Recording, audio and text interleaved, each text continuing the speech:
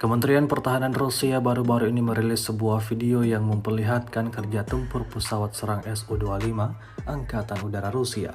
Rekamannya diunggah di akun Telegram ET Moderasiya pada Kamis 9 Mei 2024. Dalam misi kali ini, Angkatan Udara Rusia menghancurkan benteng angkatan bersenjata Ukraina di zona tanggung jawab kelompok pasukan Vostok. Tampak serangan itu dilakukan dengan rudal pesawat tak terarah. Tak terhitung sudah keberapa kali militer Rusia melayangkan serangannya dari udara.